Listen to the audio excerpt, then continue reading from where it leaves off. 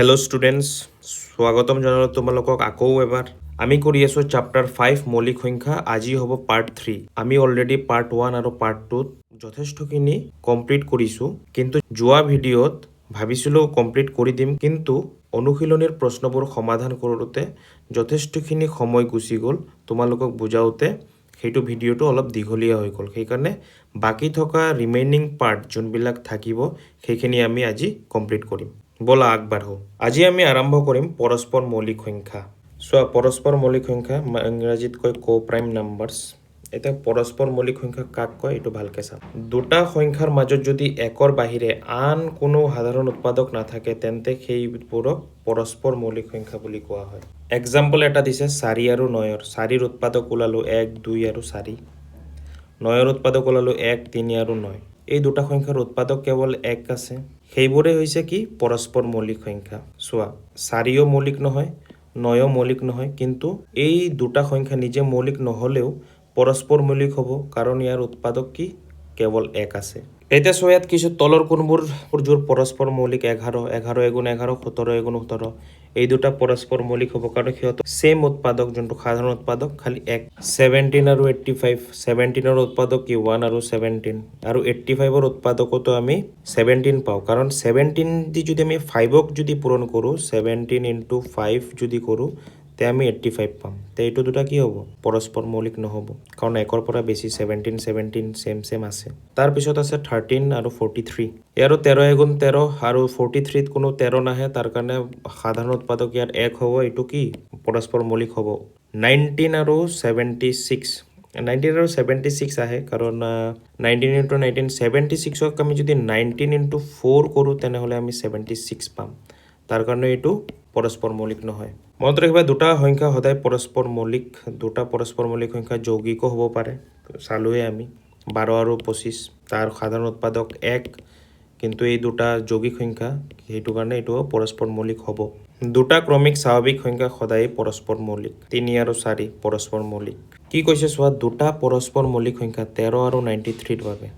13 আৰু 93 কৰিলে 1209, আৰু এইটো কি 1313 আছে, এইটো 31 দাপোন মিৰৰ, আৰু 31 আৰু 39 যোনটো যদি ওলটাই দিওঁ পূৰা দাপোন ক'ব না, দাপোন সংখ্যা এইবোৰো যদি কৰোঁ তেনেহ'লে আমি কি পাম, ছেম ৰিজাল্ট পাম। গতিকে এইটো দুটা পূৰণ কৰিলে আৰু এইটো ওলোটাই যদি এইটোও পূৰণ কৰোঁ আমি ছেম ৰিজাল্ট পালোঁ। সেইবোৰকে কি কয় দাপোন সংখ্যা বুলি কয়। এতিয়া চোৱা, যমজ মৌলিক কাক কয়।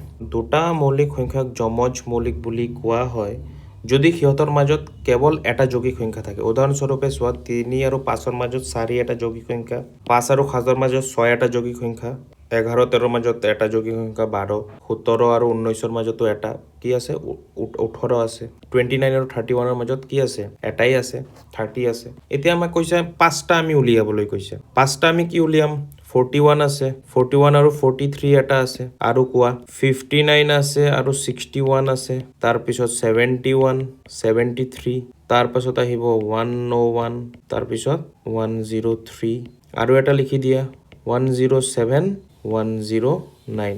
5টা লিখিলোঁ, এইবোৰ কি যমজ মৌলিক। তাৰ পাছত আমাৰ আহিব মৌলিক ত্ৰয়, ত্ৰিতয় বা ত্ৰয়। 3টা ক্ৰমিক মৌলিক সংখ্যাৰ প্ৰত্যেকৰ মাজত পাৰ্থক্য যদি 2 হয় তেনেহ'লে মৌলিক ত্ৰয় বুলি ক'ব। উদাহৰণস্বৰূপে 3, 5 আৰু 7 আছে, এইবোৰ 2 গেপত আছে। তাৰপিছত আমাক সুধিছে চিন্তা কৰা আৰু অধিক তেনেকুৱা মৌলিক ত্ৰয় বিচাৰি উলিওৱা। বেলেগ এনেকুৱা আছেনে চাওঁচোন। নেক্সটটো কি আছে আমাৰ, 5 আছে, 7 আছে, 11 আছে। এইটো চোৱা 2 পাৰ্থক্য, ইয়াৰ মাজত পাৰ্থক্য ঠিক আছে, কিন্তু ইয়াৰ মাজত বেছি পাৰ্থক্য আছে। বা সেইকাৰণে যদি কিতাপৰ ডেফিনেশ্যন হিচাপে 2 পাৰ্থক্য হ'ব লাগিব, আৰু অনলি 3, 5, 7 আছে তেনেকুৱা পাৰ্থক্য 2কে। সেইকাৰণে আমি 3, 5, 7টো মৌলিক ত্ৰয় আছে বুলি ক'ম। এতিয়া নেক্সট আহিছে মৌলিক উৎপাদক বিশ্লেষণ। কিন্তু মৌলিক উৎপাদক বিশ্লেষণ চোৱাৰ আগত মই তোমালোকক এটা টপিক আছে, সেইটো আগত বুজাই দিম, তেতিয়া তোমালোকে সহজে ওলাব পাৰে। যেনেকৈ 84 আছে, 70 আছে। এতিয়া তোমালোকে এইটো কেনেকৈ ভাগ কৰিবা, কি নম্বৰ দি ভাগ কৰিবা, সেইবোৰ তোমালোকে আগত জানিব লাগিব। পুৰণি কিতাপত ধুনীয়া ছিকুৱেঞ্চত আছিলে, কিন্তু এই কিতাপত অলপ ভালকৈ ছিকুৱেঞ্চটো মিলা নাই। সেইকাৰণে মই তোমালোকক আগত সেইটো পঢ়াম, তাৰপিছত তোমালোকক মৌলিক উৎপাদক বিশ্লেষণ কৰাম। এই টপিকটো হৈছে বিভাজ্যতাৰ পৰীক্ষা। বিভাজ্যতাৰ পৰীক্ষা আছে ইয়াতে চোৱা, 10 কি বিভাজ্য যাব, 5 বিভাজ্য। এইবোৰ মই তোমালোকৰ কাৰণে ধুনীয়া এটা শ্লাইড বনাইছোঁ, যাতে তোমালোকে একেবাৰে ভালকে বুজি পোৱা আৰু মনত থাকে তোমালোকৰ। প্ৰথমতে চোৱা বিভাজ্যতাৰ নিয়ম বা আমি লিখিছোঁ ডিভিজিবিলিটি শ্বৰ্টকাটছ, যোনবিলাক আমি সহজে উলিয়াব পাৰোঁ। কিয় লাগে? ডাঙৰ ডাঙৰ সংখ্যা ভাগ নকৰাকৈ কেৱল সংখ্যাটো চায়েই আমি কৈ দিব পাৰোঁ যে এইটো কি দি ভাগ যাব, 2ৰে যাব নে 3ৰে যাব নে 5ৰে যাব। এইটো কি হয়? সময় বচাব, গণিতক সহজ কৰি তুলিব আৰু এটা আমোদজনক খেলত পৰিণত হ'ব। আহা আমি চাৰ্টবোৰ চাওঁ। শেষৰ অংকখিনি আমি চাব লাগিব। পৰিবাৰ ইয়াতে আমি একেলগে দিছোঁ, তাতে এটা এটা আছিলে, আমি ইয়াতে একেলগে দি দিছোঁ। পৰিবাৰ কি কৈছে? 2, 5 আৰু 10। 2, 5 আৰু 10 একেলগে লৈছোঁ যাতে মনত থাকে। 2ৰে যদি ভাগ যাব তেনেহ'লে আমি কি গম পাম? চাবা এই সংখ্যাবিলাক যে আছে, সংখ্যাৰ শেষত যদি 0 আৰু যদি যুগ্ম সংখ্যা থাকে, 0 আছে 2, 4, 6, 8, সেইবোৰ কি যুগ্ম সংখ্যা, সেইবোৰ আমি কি গম পাম? এইটো 2 দি ভাগ যাব। ঠিক তেনেকুৱা 5ৰে ভাগ যাবলৈ শেষত চাম 5 আছে বা 0 আছে। যদি 5 বা 0 থাকে তেনেহ'লে 5ৰে ভাগ যাব। মানে 0 যদি শেষত থাকে কি 2ৰেও যাব 5ৰেও যাব। আকৌ 10ৰ শেষত কি লাগিব? 0 থাকিব লাগিব। তে যদি শেষত 0 থাকে 2, 5 আৰু 10ৰে ভাগ যাব। যুগ্ম যদি হয় 2ৰে ভাগ যাব। যদি শেষত 5 থাকে 5ৰে ভাগ যাব। এইটো মনত ৰাখিবা। নেক্সট চাম আমি অংকৰ যোগফল। পৰিবাৰ কি আছে? 3 আৰু 9। 3ৰে কোনবোৰ যাব? ধৰা সংখ্যাটোৰ অংকবোৰৰ যোগফল 3ৰে যদি ভাগ যায় তেনেহ'লে সম্পূৰ্ণ সংখ্যাটো 3ৰে ভাগ যাব। ধৰা এই সংখ্যাটো আছে, দীঘল সংখ্যা দিছে 3987। 3987 যেতিয়া আমি যোগ কৰিছোঁ তেতিয়া আমি 27 পাইছোঁ। 27টো 3ৰে ভাগ যায়।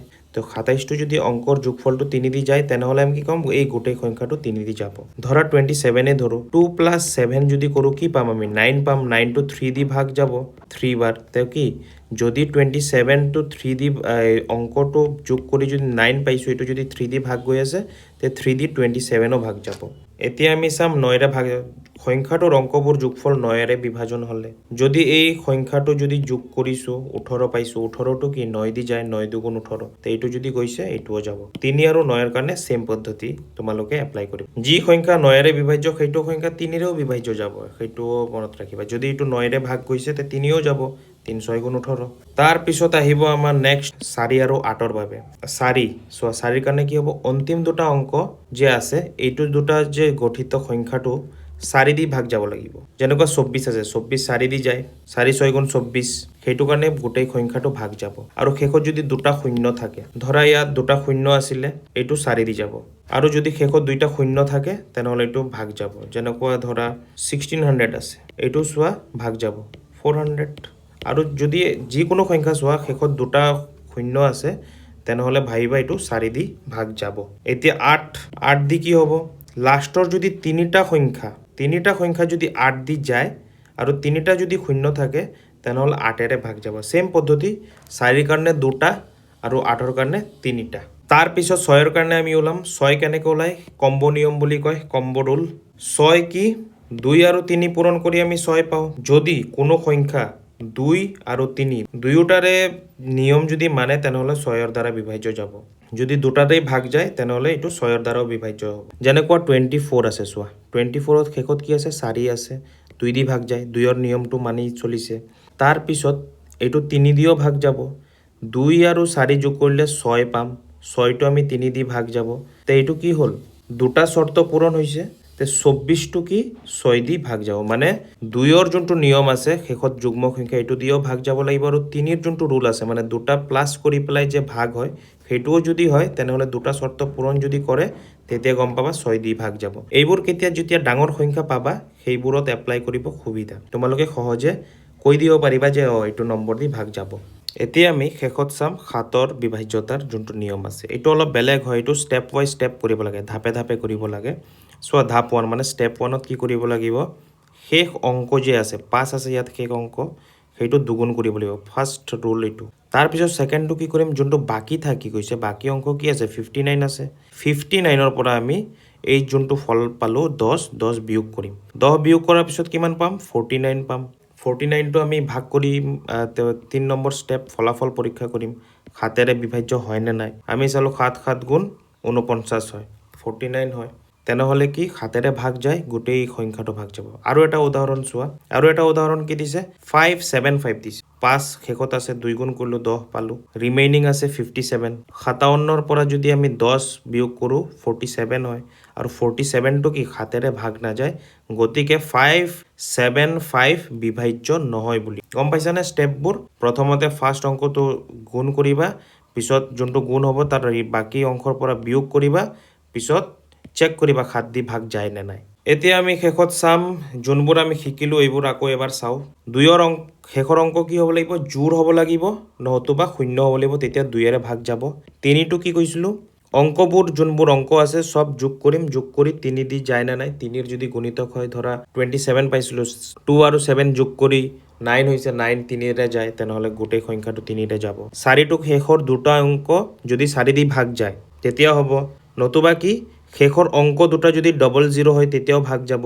এতিয়া 6টো কি কৈছে?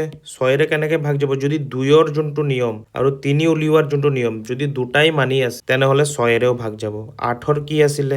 শেষৰ অংক 3টা 8 দি ভাগ যাব লাগিব, নতুবা শেষৰ 3টা শূন্য যদি থাকে তেতিয়াও 8ৰে ভাগ যাব। 9 নম্বৰটো কি? অংকবোৰৰ যোগফল 9ৰ গুণিতক হৈ লোৱা, ছেম 3 আৰু 9 ছেম। আৰু 10ৰটো কি? শেষত শূন্য হ'ব লাগিব। আৰু 7ৰটো এইটো লিষ্টত দিয়া নাই কাৰণ 7ৰ নিয়মটো ধাপে ধাপে যাব লাগিব, মনত ৰাখিবা এইখিনি। আৰু তোমালোকে এতিয়া নম্বৰ চাই ক'ব পাৰিবা কি দি ভাগ যাব। এতিয়া চোৱা আমি বিভাজ্যতাৰ নিয়মখিনি শিকিলোঁ, বুজি পালোঁ। এতিয়া বিভাজ্যতাৰ নিয়মবোৰ ব্যৱহাৰ কৰি আমি 5.8 অনুশীলনী 5.8টো ফিনিছ কৰিম। প্ৰথম কুৱেশ্যন আমাক কি কৈছে? 4ৰে বিভাজ্য 4টা অংক বিশিষ্ট আটাইতকৈ ডাঙৰ আৰু আটাইতকৈ সৰু সংখ্যা দুটা কি কি? প্ৰথমতে চাওঁ 4টা অংক বিশিষ্ট সংখ্যাবোৰ কি কি? আটাইতকৈ সৰু 4টা বিশিষ্ট থকা অংকটো কি? 1000 আটাইতকৈ সৰু, আৰু আটাইতকৈ ডাঙৰ কি? 9999 হয়নে? এতিয়া চোৱা আটাইতকৈ যে সৰু 1000টো আছে, এই 1000টো 4 দি ডিভাইড যায় নে নাই? শেষৰ দুটা যদি শূন্য থাকে তাৰ মানে আমি জানো 4 দি ডিভাইড যাব, সেইকাৰণে এইটো যাবই। কিমান বাৰ যাব? 250 আমি ৰিজাল্ট পাম এইটো যদি ভাগ কৰোঁ। তাৰ মানে আটাইতকৈ সৰু সংখ্যা কি? 1000 হ'ব। এতিয়া আটাইতকৈ ডাঙৰ কৈছে, আটাইতকৈ ডাঙৰ এতিয়া 99টোতো 4 দি ভাগ নাযায়। শেষৰ অংক দুটা 4 দি ভাগ যাব লাগিব, কিন্তু 99টো নাযায়। 98 যায় নেকি ভাগ? নাযায়। 97 যাব নেকি? নাযাব। কিন্তু 96 আমি 4 দি ভাগ কৰিব পাৰোঁ। 4 দি যদি ভাগ কৰোঁ কি হ'ব? 4 2 8 আৰু ইফালে থাকিব 1 আৰু 16, 4 4 16, 24 টাইমছ আমি পাম 96ক ভাগ কৰিলে। তাৰ মানে আটাইতকৈ ডাঙৰ কি হ'ব? 9996। এইটো কি হ'ব? আটাইতকৈ ডাঙৰ 4টা অংক বিশিষ্ট 4ৰে বিভাজ্য সংখ্যা। এতিয়া আমাক 2 নম্বৰ কুৱেশ্যন কি দিছে? তলৰ উক্তিবোৰ লোৱা। দুটা অযুগ্ম সংখ্যাৰ যোগফল 2ৰ গুণিতক, এইটো দিছে 1 নম্বৰ। 2 নম্বৰ দিছে দুটা যুগ্ম সংখ্যাৰ যোগফল 5ৰ গুণিতক। আৰু চি নম্বৰ দিছে দুটা অযুগ্ম সংখ্যাৰ যোগফল 6ৰ গুণিতক। ওপৰৰ প্ৰতিটো উক্তি সদায় সঁচা, কেতিয়াবা সঁচা নহয়, এইবোৰ উলিয়াব কৈছে আৰু লগতে উদাহৰণো দিব কৈছে। ব'লা কৰোঁ। চোৱা প্ৰথম কুৱেশ্যনটো আমি কৰোঁ। দুটা অযুগ্ম সংখ্যাৰ যোগফল 2ৰ গুণিতক বুলি কৈছে। এইটো কি হ'ব জানানে? এইটো সদায় সঁচা হ'ব। কাৰণ কি? যদি দুটা অযুগ্ম সংখ্যা আমি যোগ কৰোঁ তেতিয়া আমি সদায় এটা যুগ্ম সংখ্যা পাম, আৰু যুগ্ম সংখ্যা কি? সদায় 2ৰে ভাগ যাব, আৰু যদি 2ৰে ভাগ যায় তেনেহ'লে 2ৰ গুণিতকো হ'ব। ধৰা উদাহৰণ 3 যোগ 5, দুটা অযুগ্ম সংখ্যা, আমি কি পাম? 8 পাম। এইটো কি? 8টো 2ৰ গুণিতক হ'ব। আৰু এটা উদাহৰণ লওঁ, ধৰা 11 এটা অযুগ্ম সংখ্যা আৰু এটা অযুগ্ম সংখ্যা 17, দুটা যদি আমি যোগ কৰোঁ কি পাম? 28। 28 এটা যুগ্ম সংখ্যা আৰু 28ও কি? 2ৰ গুণিতক। বি নম্বৰটো কি কৈছে? দুটা যুগ্ম সংখ্যাৰ যোগফল 5ৰ গুণিতক হয়। এইটো কি হ'ব? এইটো সদায় সঁচা নহ'ব, কিন্তু কেতিয়াবা কেতিয়াবা সঁচাও হ'ব। সেইটো কাৰণে আমি কি লিখিম? কেতিয়াবা সঁচা। কাৰণ কি? যদি দুটা যুগ্ম সংখ্যা যোগ কৰোঁ, যোগফল যোনটো পাম সেইটো সদায় 5ৰ গুণিতক নহ'ব। কেৱল কেতিয়া হ'ব? যদি কি যোগফলটোৰ শেষত শূন্য থাকে, তেতিয়াহে ই 5ৰ গুণিতক হ'ব। সঁচা হোৱাৰ কাৰণ চাওঁ প্ৰথমতে। ধৰা দুটা যুগ্ম সংখ্যা এনেকুৱা ল'ম যাতে শেষত আমি শূন্য থকা অংক পাওঁ। ধৰা 4 এটা যুগ্ম সংখ্যা, 6 এটা যুগ্ম সংখ্যা, আমি ৰিজাল্ট কি পাম? 10। আৰু 10টো কি? 5ৰ গুণিতক। আৰু মিছা হোৱাৰ কাৰণো চাওঁ। ধৰা যুগ্ম সংখ্যা দুটা ল'লোঁ, 2 আৰু 4, ৰিজাল্ট কি 6 হ'ব। 6 কি 5ৰ গুণিতক হ'ব নেকি? নহ'ব। চি নম্বৰ আমাক কি কৈছে? দুটা অযুগ্ম সংখ্যাৰ যোগফল 6ৰ গুণিতক হয়। এইটো সদায় সঁচা হ'বনে? এইটোও ছেম, কেতিয়াবা সঁচা হ'ব। যুক্তিবোৰ কি কি? দুটা অযুগ্ম সংখ্যা যোগ কৰিলে আমি যুগ্ম সংখ্যা পাওঁ, এইটোতো সঁচা। কিন্তু সদায় যে 6ৰে ভাগ যাব সেই সংখ্যাটো, এইটোতো নহয়। আৰু যদি 6ৰে ভাগ সকলো সংখ্যা নাযায় যুগ্মবোৰ, তেতিয়া 6ৰ গুণিতকো নহ'ব। আচ্ছা, এতিয়া সঁচা হোৱাৰ কাৰণ কি চোৱা। ধৰা এটা অযুগ্ম সংখ্যা ল'লোঁ 1, এটা ল'লোঁ 5, ৰিজাল্ট পালোঁ 6। 6টো কি 6ৰে ভাগ যায় আৰু কি 6ৰ গুণিতকো হয়। 6ৰ গুণিতক। এতিয়া কি মিছা হোৱাৰ কাৰণটো চাওঁ। এতিয়া চোৱা, আমি আৰু দুটা অযুগ্ম সংখ্যা ল'ম। ধৰা এটা 3, এটা 5, কিমান হ'ব? 8 হ'ব। 8 কি 6ৰ গুণিতক নহয়। চোৱা 3 নম্বৰ কি কৈছে? যদি এটা সংখ্যা 10ৰ দ্বাৰা বিভাজ্য হয়, এটা সংখ্যা 10 দি ভাগ কৰিব পাৰোঁ, তেন্তে সেই সংখ্যাটো 5 আৰু 2 উভয়ৰে বিভাজ্য হ'ব। এইটো হয় নে নাই আমাক যুক্তি সাপেক্ষে ক'ব কৈছে। চোৱা আমি কৰোঁ এইটো। চোৱা 10টো কি 5 আৰু 2ৰ পূৰণফল। চোৱা যদি আমি এটা নম্বৰ যদি এটা যৌগিক সংখ্যা, ধৰা 10ৰ নিচিনা যদি এটা যৌগিক সংখ্যা দি ভাগ যায়, তেনেহ'লে তাৰ যোনবিলাক উৎপাদক আছে, ধৰা 5 আৰু 2 উৎপাদক আছে, সেই উৎপাদক দিও সেই সংখ্যাটো ভাগ যাব। ধৰা মই একটা এক্সাম্পল দি আছোঁ তোমাক। এক্সাম্পল হিচাপে আমি কি ল'ম? 40 ল'ম। এই 40টো কি 10 দি ভাগ যাব।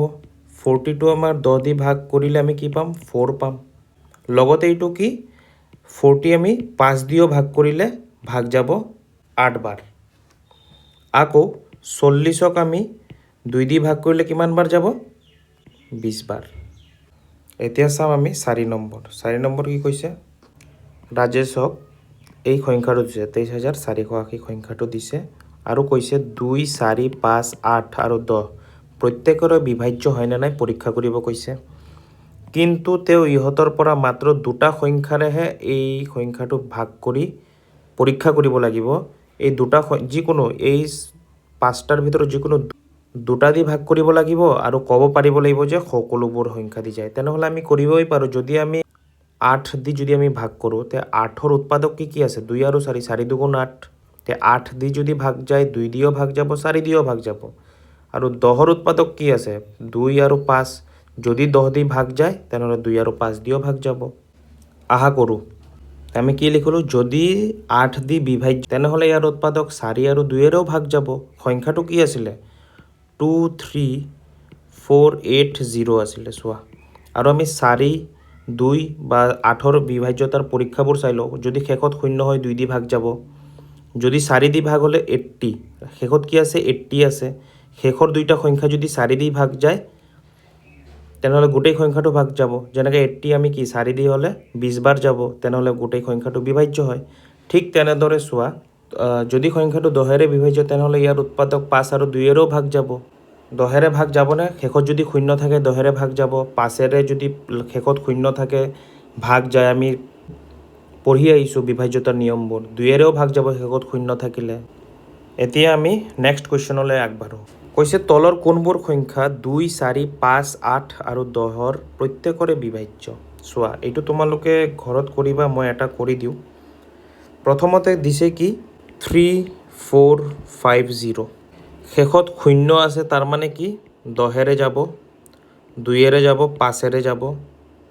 কিন্তু 50 আছে, 50টো 4ৰে নাযাব, 8ৰেও নাযাব। তে এইটো কেনচেল।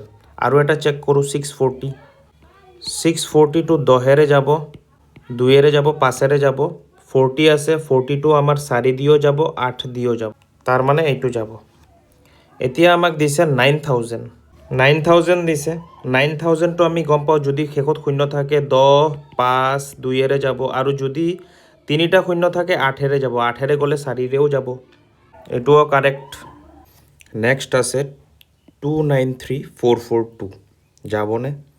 শেষত কি আছে? 2 আছে। 2 যদি আছে, তেনেহ'লে 2ৰে যাব। 2 আছে যদি 10ৰে নাযাব, 5ৰে নাযাব। তো এইটো অলৰেডি কেনচেল হ'ল।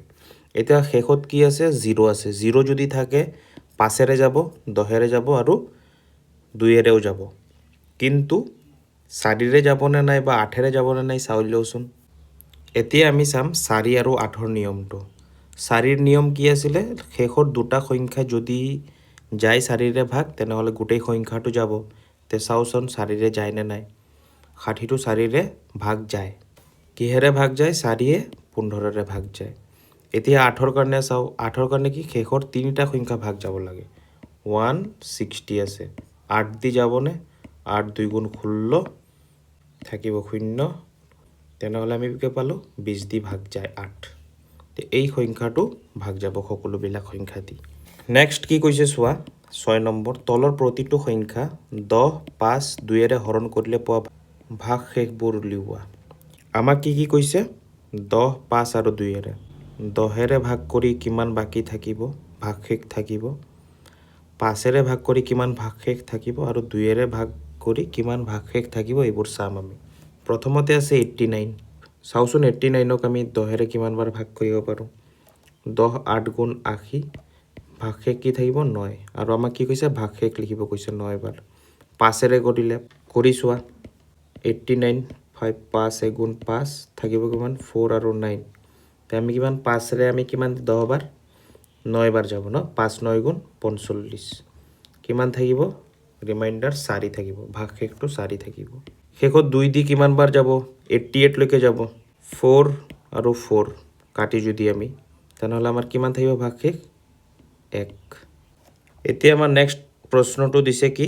174। ছেম তেনেকুৱা ভাগ কৰা 10 দি 17 বাৰ গৈ পেলাই লাষ্টত 174 আমি 170 পাম 17 বাৰ যদি 10ক আমি ইনটু কৰোঁ। আৰু ৰিমাইণ্ডাৰ কিমান থাকি যাব? ভাগ শেষ 4 থাকিব। ঠিক তেনেকুৱা 5 দি কৰা। 174 ডিভাইডেড বাই 5, 5 3 গুণ 15 থাকিব 2, 24। 5 কিমান বাৰ? 5 4 গুণ 20। ৰিমাইণ্ডাৰ কিমান থাকিব? ভাগ শেষটো ইয়াতো 4 থাকিব। ঠিক তেনেকুৱা আমি 2 দি কৰিম এতিয়া। 174 ডিভাইড 2, 2 8 গুণ 16 থাকিব 1, 114 আৰু 7। তে আমাৰ ভাগ শেষ কি থাকিব জানো? নাথাকে, 0। বাকী যিখিনি সংখ্যা আছে সেইটো তোমালোকে নিজে নিজে কৰিবা। আৰু এতিয়া আমাৰ 590, 1254, 3451 এইবোৰ তোমালোকে ঘৰত ভাগ কৰিবা আৰু ভাগ শেষখিনি লিখি দিবা। 7 নম্বৰ কি কৈছে চোৱা, এটা অধিবৰ্ষ মানে লিপ ইয়েৰ যাক কয়, এটা অধিবৰ্ষ 4ৰ গুণিতক। কিন্তু শতিকা বুজোৱা বছৰবোৰৰ ক্ষেত্ৰত 100, 200, 1000, 2000 ইত্যাদি 4ৰে বিভাজ্য হ'লেহে অধিবৰ্ষ হয়। এতিয়া তলৰ প্ৰশ্নবোৰ উত্তৰ দিয়া। কৈছে তোমাৰ জন্মবৰ্ষটো লিখা আৰু এইটো অধিবৰ্ষ হয় নে নাই পৰীক্ষা কৰা। তোমালোকৰ ডেট অফ বাৰ্থটো মই গম নাপাওঁ, কিন্তু ধৰোঁ 2000ত জন্ম হৈছে। 7 নম্বৰ 2000 চনত জন্ম হৈছে।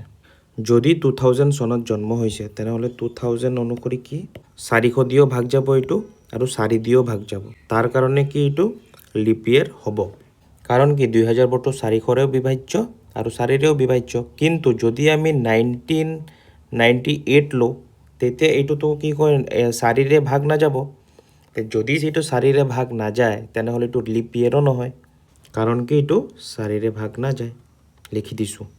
এতিয়া আমি চাম মৌলিক উৎপাদক বিশ্লেষণ। মৌলিক উৎপাদক বিশ্লেষণৰ আগত আমি প্ৰথমে বুজিম উৎপাদকীকৰণ এটা সংখ্যাৰ কাক কয়। ধৰা মই এটা সংখ্যা ল'লোঁ 36। 36ক যেতিয়া মই তাৰ উৎপাদকৰ সহায়ত পূৰণ কৰি প্ৰকাশ কৰিম সেইটোকে ক'ব এই সংখ্যাটোৰ উৎপাদকীকৰণ। ধৰা 36 আছে, 36ক আমি কেনেকৈ প্ৰকাশ কৰিব পাৰোঁ? 2 × 18 এইবোৰ ইয়াৰ উৎপাদক হয়। যেতিয়া আমি এটা সংখ্যাক তাৰ উৎপাদকৰ পূৰণ হিচাপে প্ৰকাশ কৰিম তাকে কি ক'ব? সংখ্যাটোৰ উৎপাদকীকৰণ। এতিয়া আমি যাম মৌলিক উৎপাদক বিশ্লেষণ। এতিয়া আমি 36ক উৎপাদকীকৰণ কৰিলোঁ। এতিয়া কি কৰিম? 2 × 18 আছে, 18টো আকৌ ভাঙি দিম। 18ক কি লিখিব পাৰোঁ? 2 9 যে 18 লিখিব পাৰোঁ। এতিয়া 9 আছে, আকৌ এবাৰ ভাঙিম। 9টোক ভাঙিব পাৰি। 3 × 3 হ'লনে? এতিয়া চোৱা এটা কথা লক্ষ্য কৰা, 2 আৰু 2 আৰু 3 আছে যে এইবোৰ চোৱা এটা মৌলিক সংখ্যা হয়, হয়নে? মৌলিক সংখ্যা কি কি আছিলে? 2, 3, 5, 7 এইবোৰ। এতিয়া চোৱা যদি আমি এটা সংখ্যাত তেনেকৈ ভাঙি ভাঙি ষ্টেপকে মৌলিক সংখ্যা নোপোৱালৈকে ভাঙি থাকোঁ, যেতিয়া আমি শেষত সকলোবোৰ মৌলিক সংখ্যা পাম, সেইটোকে ক'ব কি মৌলিক উৎপাদক বিশ্লেষণ বুলি ক'ব। কিতাপৰ এইখিনি পঢ়ি সময়টো নষ্ট নকৰোঁ, তাৰ কাৰণে আমি কি কৰিম এতিয়া সম্পূৰ্ণৰূপে আমি যোনটো মই শিকাই আছোঁ বা যোনটো শ্লাইড বনাই আছোঁ সেইটো চাই তোমালোকে ভালদৰে বুজি পাবা। আৰু যদি তোমালোকে পঢ়িব বিচাৰা ঘৰত কিতাপটো এবাৰ পঢ়ি দিবা। এতিয়া আমি চাম এইটো ডাঙৰ সংখ্যা আছে, এতিয়া আমি 36ক আৰু কি ধৰণে লিখিব পাৰোঁ সেইটো চাওঁ। চোৱা 36ক আমি এনেকৈ লিখিব পাৰোঁ 3 12 3 12 গুণ 36 হয়। এতিয়া চোৱা 3 আৰু 12ক কেনেকৈ লিখিব পাৰোঁ 3 4 গুণ 12 3 ইনটু 3 ইনটু 2 ইনটু 2 তেনেকৈ লিখিব পাৰোঁ। শেষত আমি কি পালোঁ আটাইকেইটা মৌলিক সংখ্যা পালোঁ। ঠিক তেনেকৈ আমি ভাঙি ভাঙি মৌলিক সংখ্যাত ওলাব লাগে। বা 36ক আৰু এক ধৰণে লিখিব পাৰোঁ 36 6 ইনটু 6 উৎপাদকীকৰণ হ'ল। এতিয়া মৌলিক উৎপাদকীকৰণ কৰিবলৈ এইটোক কি 6ক আমি কি মৌলিক সংখ্যাৰে আমি গুণ কৰিলে 6 পাম 2 আৰু 3 চেম 2 আৰু 3 হ'লনে? এইবোৰে হৈছে মৌলিক উৎপাদক বিশ্লেষণ। এতিয়া চোৱা ইয়াতে কি দিছে 72 দিছে 72 দিছে 2 আৰু ইনটু 36 কৰিলে 72 2টো মৌলিক সংখ্যা হ'ল। এতিয়া 36 আছে 36ক 2ৰ লগত 18 মৌলিক সংখ্যা পালোঁ। 18ক আকৌ চাওঁ কি দি কৰিব পাৰোঁ 2 দি কৰিব। আটাইতকৈ সৰু মৌলিক সংখ্যা 2, সেইকাৰণে আমি ফাৰ্ষ্ট ট্ৰাই কৰিম 2 দি। সংখ্যাৰ শেষত 2 আছে 6 আছে 8 আছে, এইবোৰ কি যুগ্ম সংখ্যা, তে 2 দি ভাগ যাব। 18ক কৰিলোঁ 2 9 গুণ 18 হ'ল। এতিয়া কি 9টোতো অযুগ্ম সংখ্যা, 2ৰে নাযাব ভাগ, তেতিয়া আমি 2ৰ পিছৰ সৰু মৌলিক সংখ্যাটো কি 3 আছে, 3 দি চাম 3 3 গুণ 9। তে আটাইকেইটা আমি কি মৌলিক সংখ্যা পালোঁ। এইটোকে কয় মৌলিক উৎপাদক বিশ্লেষণ। চোৱা কিতাপত কি দিছে 210 দিছে 635। আকৌ 6ক আমি 2 ইনটু 3 প্ৰকাশ কৰিলোঁ 35ক 5 ইনটু 7। সকলোবোৰ মৌলিক সংখ্যা 2 3 5 7 মৌলিক সংখ্যা হয়। এইবোৰকে কি কয় মৌলিক উৎপাদকীকৰণ। আৰু প্ৰতিটো উৎপাদকক কি কয় মৌলিক উৎপাদক কয়। এই চোৱা 72ৰ উদাহৰণ দিছে, বিভিন্ন ধৰণে আমি লিখিব পাৰোঁ। ইয়াতে চাইছে উৎপাদকৰ বৃক্ষৰ সহায়ত মৌলিক উৎপাদকীকৰণ। এইটো বৃক্ষ, এই যে অলপ আগতে আমি চালোঁ এইটো কি এটা মৌলিক উৎপাদকীকৰণৰ বৃক্ষ, তেনেকৈ সজাবা তোমালোকে। এতিয়া আমি অনুশীলনী 5.6 কৰিম এই মৌলিক উৎপাদকৰ ওপৰত ভিত্তি কৰি সংখ্যাটো কৈছে। চোৱা কি কি দি তলৰ সংখ্যাবোৰ মৌলিক উৎপাদকীকৰণ কৰা 32 63 এইবোৰ তোমালোকে কৰিব পাৰিবাই চাগে। 32 ফাৰ্ষ্ট প্ৰথমতে কৰোঁ। 32ক আমি কেনেকৈ লিখিব পাৰোঁ 2 ইনটু 16 2 16 গুণ 32। এতিয়া 2 ইনটু 16ক কেনেকৈ লিখিব 2 8 গুণ 16 2 ইনটু 2 ইনটু কি 2 ইনটু 4 পিছত 2 ইনটু 2 ইনটু 2 ইনটু 2 ইনটু 2 চাইছা। তেনেকৈ আমি আটাইকেইটা মৌলিক সংখ্যা নোলোৱালৈকে আমি গুণ কৰি কৰি ভাঙি ভাঙি আহি থাকিম। এতিয়া চোৱা আমি 1 3 3 1ক চাম কি দি ভাগ যায়। 2ৰে নাযাব, 3ৰেও নাযায়, 5ৰেও নাযায়, 7ৰেও নাযায়। সকলো আমি মৌলিক সংখ্যা দি ট্ৰাই কৰিম ভাগ যায় নে নাই। শেষত আমি কি 11 দি ভাগ কৰিব পাৰিম। 11 এগুণ 11 থাকিব 2 নামিব 3 11 দুগুণ 22 থাকিব 1 আৰু এইফালে নামিব 1 11 এগুণ 11। তাৰ মানে 1 3 3 1 2 11ৰ লগত 121 পূৰণ কৰিলে হ'ব। আকৌ চোৱা 121ও 11 দি যায়, কিমান বাৰ যায় 11 11 গুণ 121 হয়। তে আমি 11 ইনটু 11 ইনটু 11 কৰিব পাৰোঁ। এইটো হৈ গ'ল আমাৰ মৌলিক উৎপাদক বিশ্লেষণ। বাকীখিনি তোমালোকে ঘৰত প্ৰেক্টিছ কৰিবা, মই জানো তোমালোকে পাৰিবা আৰু এইটো খুবেই ইজি। ভাগ কৰিবা, ভাগ কৰি চাবা 2 দি ভাগ কৰি যায় নে নাই, পিছত চাবা 3 দি যায় নে নাই, পিছত চাবা 5 দি যায় নে নাই, পিছত 7, তেনেকৈ ট্ৰাই কৰি কৰি তোমালোকে এইবোৰ লিখিবা। কি কৈছে এটা সংখ্যাৰ মৌলিক উৎপাদকীকৰণ কৰা হৈছে, তাতে 2টা 2 আছে, 3টা 3 আছে আৰু এটা 5 আছে। সংখ্যাটো কি বহুতেই ইজি, বহুতেই চিম্পল। 2টা 2 আছে কৈছে, তে লিখা 2টা 2। পিছত কি কৈছে 3টা 3 আছে, লিখা 3টা 3। আৰু কি কৈছে এটা 5 আছে, হৈ গ'ল। এতিয়া তোমালোকে গুণ কৰি দিয়া 2 2 গুণ 4 3 3 গুণ 9 3 9 গুণ 27 27 ইনটু 5।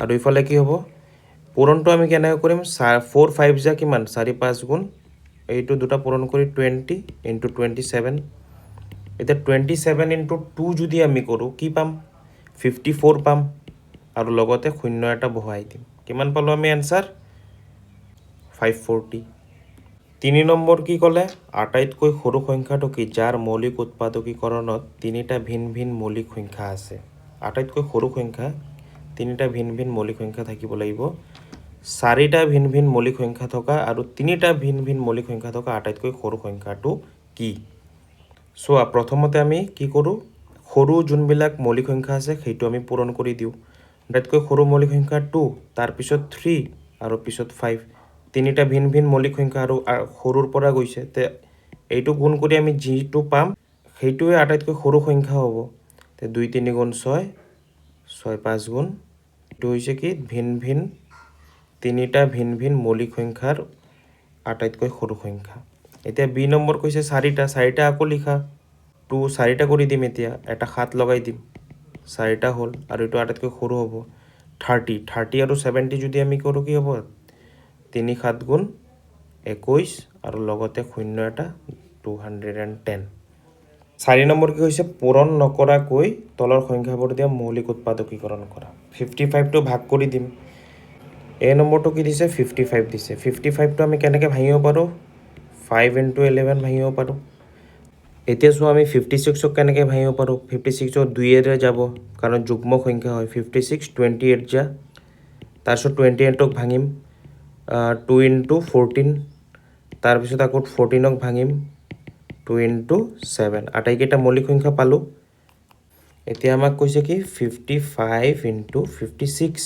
বহাই দিয়া 5 into 11 into 2 into 2 into 2 into 7 এই যদি আমি সজাই বহাওঁ এইটো 2 ইনটু 2 ইনটু 2 5 7 আৰু কি 11 পাছত কি আছে 36 97 আৰু 1144 এইটো তোমালোকে চিটো মই কৰি দি আছোঁ চিটো অলপ ডাঙৰ হৈছে চোৱা 1000ক আমি কেনেকৈ লিখিব পাৰোঁ তিনিটা 10 আৰু 10বোৰক আমি কি লিখিব পাৰোঁ প্ৰথমতে ইয়াৰ কাৰণে 5 ইনটু 2 দুটা মৌলিক সংখ্যা 5 ইনটু 2 5 ইনটু 2 সকলোবিলাক মৌলিক উৎপাদকত লিখি দিলোঁ মৌলিক উৎপাদকীকৰণ কৰি দিলোঁ এতিয়া আছে আমাৰ কি 144ও সেম 12 ইনটু 12 লিখিব পাৰোঁ 12টো ভাগ কৰি দিওঁ 2 ইনটু 6 2 ইনটু 6 6টো কি লিখিব পাৰোঁ 2 into 2 into 3 into 2 into 2 into 3 এইটো আৰু এইটো কি 6ৰ ভাগ কৰিছোঁ এতিয়া কিমানটা 2 আছে 1 2 3 4 কিমানটা 3 আছে 1 2 হৈ গ'ল সলভ এতিয়া তোমালোকে 2 নম্বৰটো 36 ইনটু 97টো তোমালোকে নিজে কৰিবা আৰু মনত ৰাখিবা 97টো এটা কি মৌলিক সংখ্যাই হয় এইটোক ভাঙিব দৰকাৰ নাই 36টো ভাঙিবা আৰু এইটো পূৰণ কৰি বহুৱাই দিবা এই কিতাপটিত এটা পদ্ধতি আছে মৌলিক উৎপাদক উলিয়াবলৈ যাক আমি সমুহৰণ পদ্ধতি বা চিৰি পদ্ধতি বা এল ডিভিজন মেথড বুলি কওঁ কিয় কওঁ কাৰণ চোৱা এইটো এনেকৈ যাব বুজিছানে এল শেপৰো হয় আৰু কি এইটো চিৰি পদ্ধতি হয় আৰু সমুহৰণ একচুৱেলি আমি হৰণ কেনেকৈ কৰোঁ আমি যোনটো ট্ৰেডিশ্যনেল মেথড আছে যেনেকৈ 36 2 দি ভাগ কৰিলোঁ 18 টাইমছ যাব 36 হয়নে তেনেকৈ আমি কৰোঁ কিন্তু এইটো কি এইটো সমুহৰণ পদ্ধতি এইটো এল শেপত আমি ল'ম তাৰপিছত আমি কৰিম চাওঁ প্ৰথমতে আমি 36টোৱে কৰি চাওঁ প্ৰথমতে সংখ্যাটো দিলোঁ 36 এতিয়া আমাৰ এইটো কি মৌলিক সংখ্যাৰে আমি পূৰণ কৰিব লাগিব মৌলিক সংখ্যা কি আছে 2 3 5 7 তেনেকৈ 11 তেনেকৈ গৈ থাকিব এতিয়া আমি প্ৰথমতে কৰিম 2 দি পেলাই সদায় মনত ৰাখিবা যেতিয়া আমি এইটো সমুহ পদ্ধতিত ব্যৱহাৰ কৰিম সদায় সৰু মৌলিক সংখ্যাৰ পৰা আৰম্ভ কৰিবা ধৰা 2ৰ পৰা আৰম্ভ কৰিলোঁ 2 দি নগ'ল 3 দি কৰিলোঁ 5 দি কৰিলোঁ 5 দি নগ'ল 7 দি কৰিলোঁ ঠিক তেনেদৰে তেতিয়া 2 দি যাব 2 18 যা 36 আকৌ 18টো 2 দি যাব আকৌ এনেকৈ টানিলোঁ আকৌ 2 দি কি কৰিম 2 9 যা 18 এতিয়া আকৌ তেনেকৈ আকৌ চিৰি বনালোঁ এল বনালোঁ এতিয়া চাম 9 দি কি দি যায় 2 দিটো নাযায় 9 পিছত আমি ট্ৰাই কৰিম 3 দি 3 যা এতিয়া আমি ইয়াৰ পৰা কি লিখিম বাহিৰৰ যিখিনি আছে 2 ইনটু 2 ইনটু 3 ইনটু 3 আকৌ চোৱা আৰু এটা কথা কওঁ তোমালোকক 2 আছে 36 আছে ন এতিয়া যোৱা প্ৰথম সংখ্যাটো ল'বা এই প্ৰথম সংখ্যাটো 2 দি কিমান বাৰ যায় 2 দি এবাৰ যায় 2 1 যা 2 যদি এইটো ডাঙৰ হয় ইয়াৰ পৰা তেনেকুৱা কৰিবা এতিয়া চোৱা ইয়াতে থাকিব কি 1 থাকিব, এই যে 1 থাকিব 1টো ইয়াতে প্লেচ কৰিবা। যেনেকৈ আমি ভাগ কৰোঁ, ভাগ কৰিলে 36ত কি হৈছিলে 2 আছে, 2 1 যা 2 থাকিব 1, এই যে 1টো কি নামি আহিব 16 হ'বনে? ঠিক তেনেকুৱা 1টো ইয়াতে যাব 16 হ'ব, তে 2 8 যা 16। এতিয়াতো 2টো ডাঙৰ 1টো সৰু, সেইকাৰণে আমি গোটেই সংখ্যাটো দি 2 9 যা তেনেকৈ কৰিম। এতিয়া আমি ডাঙৰ সংখ্যা এটা লৈ চাওঁ। ধৰা আমি সংখ্যাটো ল'লোঁ 880, এইটোক আমি এতিয়া ভাগ কৰিম। প্ৰথমতে কি কৰিম 2 দি কৰিম, 2 4 যা এই সংখ্যাটো কি যাব 2 4 যা 8, আকৌ এইটো কৰিম 2 4 যা 8, আকৌ এইটো কি 2 0 যা 0। ধৰা মই ইয়াতে তোমাক এক্সাম্পল ভাগ যদি আমি ট্ৰেডিশ্যনেল মেথডত কৰিলোঁ হয় 8 8 0 2 দি 2 4 যা 8 গ'ল, এতিয়া 8টো নামি আহিলে, আকৌ 2 4 যা 8, 0টো নামি আহিলে, আকৌ 2 0 যা 0 নামিল। তেনেকৈ কৰিছিলোঁ, কিন্তু এইটো চমু হৰণ সেইকাৰণে আমি তেনেকৈ কৰিম, ইজি হ'ব, জল্দিও কৰিব পাৰিম। তাৰপিছত আকৌ 4 4 0 আছে, ছেম 2 দি যাব, 2 ইফালে 2 2 যা 4, আকৌ এই 4টো কৰিম 2 2 যা 4 2 0 যা 0, আকৌ 2 দি কৰা 2 1 যা 2 2, আকৌ 1 যা 2 আৰু 2 0 গুণ 0, 110 আছে, আকৌ যাব 2 দি 2 এই চোৱা 11টো একেলগে লৈ লোৱা 2 5 যা 10, 1 থাকিব ইয়াতে আহিব 10 হ'ব, আকৌ 2 5 যা 10। এতিয়া চোৱা 55টো 2 দি যায় নেকি? নাযায়। 3 দি যায় নেকি? নাযাব। 3 দি নে যাব? নাযাব। তে আমি কি চাম? 5 দি যাব, 5 11 যা 55, সকলোবোৰ মৌলিক পালোঁ আমি। 2 এইবোৰ মৌলিক, 5ও মৌলিক, 11ও মৌলিক, তে কি হ'ল 880টো আমি কেনেকৈ লিখিম এতিয়া? বাহিৰত যোনখিনি আছে 2 ইনটু 2 ইনটু 2 1 2 3 4, 4টা 2 ইনটু 5 ইনটু 11। এই পদ্ধতিত যদি তোমালোকে এটা সংখ্যাৰ মৌলিক উৎপাদক ওলাব বিচৰা, তোমালোকে ইজিলি ওলাব পাৰিবা আৰু সোনকালে ওলাব পাৰিবা। তোমালোকক হোমৱৰ্ক দিছোঁ, মৌলিক উৎপাদক উলিওৱা। এই ছেম তোমালোকে চমুহৰণ পদ্ধতিত ওলাবা, 80 80 100 124 325 915।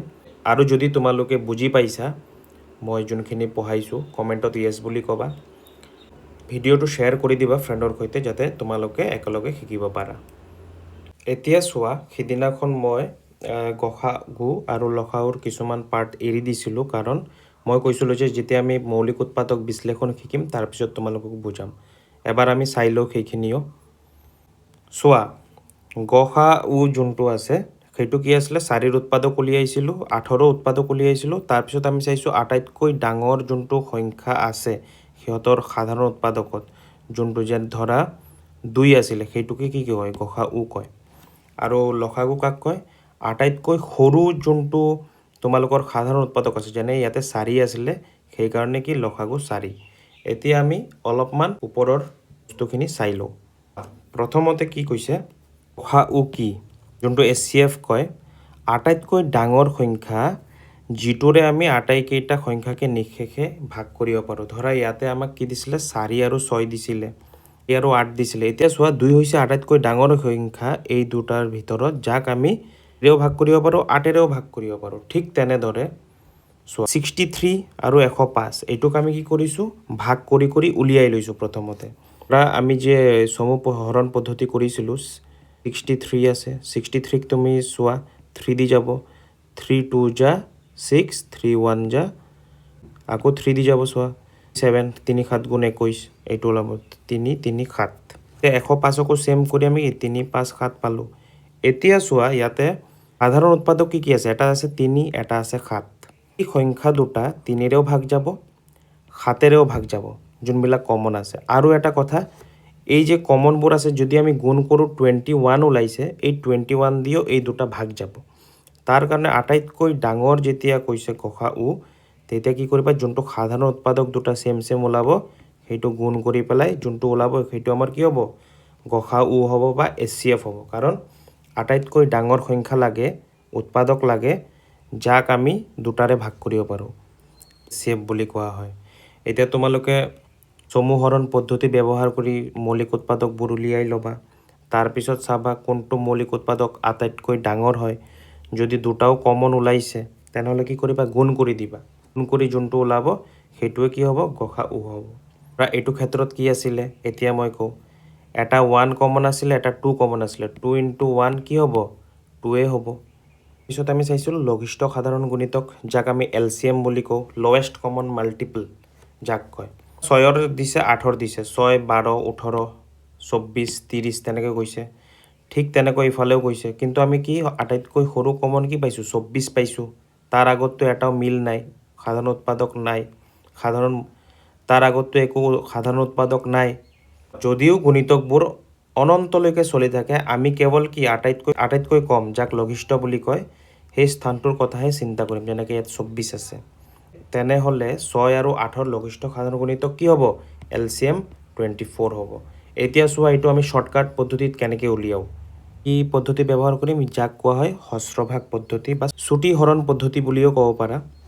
তেনেকুৱা ইয়াতে আমি যে আগতে কৰিলোঁ ইয়াতে তিনিটা একেলগত বহুৱাই দিছে কিন্তু আমি তাৰ আগতে মই যোনটো আগত কৈছোঁ নিয়মটো সেইটো কৰোঁ আমি তিনিটা সংখ্যা ল'লোঁ লসাগু আমি নিৰ্ণয় কৰিম 12 ল'লোঁ 20 ল'লোঁ আৰু 34 ল'লোঁ এতিয়া আমি কি কৰিম 12ক চুটি হৰণ পদ্ধতিৰে ভাগ কৰিম 2 দি যায় 2 6 গুণ 12 যা 10 যা 5 যা বুজি পাইছানে 2 10 গুণ 20 আকৌ 10ক ভাগ কৰিম 2 5 গুণ 10 তাৰ ঠিক তেনেদৰে 24 কৰা 2 বাৰে 2 1 আৰু ইফালে 2 6 যা 3 যা এতিয়া আমি কি কৰিম সকলোৰে উৎপাদকবোৰ লিখিম ধৰা 12ৰ কি কি ওলাল 2 2 3 2 × 2 × 3 তাৰপিছত কি ওলাল 20ৰ 2 × 2 × 5 4ৰ কাৰণে কি পালোঁ 2 × 2 × 2 × 3 এতিয়া চোৱা যোনটো নিয়ম আছে তোমালোকে চাবা এতিয়া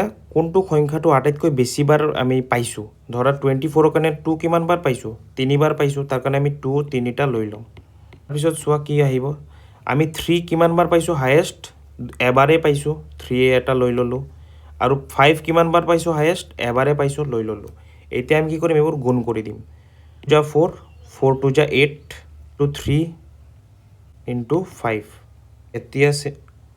এতিয়া চোৱা আমি কি কৰিম 8 5 40 × 3 কিমান হ'ব 120 আৰু তোমালোকে ডাইৰেক্টলিও কৰিব পাৰা 8 5 40 আৰু 3 40 বাৰ 120 মই তোমালোকক এনেকৈ কৰাই দিছোঁ যাতে তোমালোকে সহজে বুজি পোৱা এতিয়া আমি যাম হস্ৰভাগ পদ্ধতি যোনটো একেলগে লৈ কৰে চোৱা ইয়াত ষ্টেপবোৰ কৈ দিছে ধাপ 1ত কি চমু হৰণ L শ্বেপৰ এটা ল'লোঁ আৰু তাত আমি তিনিটা সংখ্যা 12 16 32 ল'লোঁ এতিয়া আমি চাম আটাইতকৈ সৰু মৌলিক সংখ্যা 2 দি সকলোখিনি যায় নে নাই বা 3 দি যায় নে নাই ধৰা 12 16 32 যায় তে আমি কি কৰিম 2 6 যা 12 কৰিলোঁ আকৌ 2 8 যা 16 কৰিলোঁ 2 16 যা 32 কৰিলোঁ আকৌ এইবোৰৰ চাম কমন মৌলিক সংখ্যাটো কি 2 দি আকৌ যায় নে নাই 2 দি যায় 2 3 যা 6 2 4 যা 8 2 8 যা 16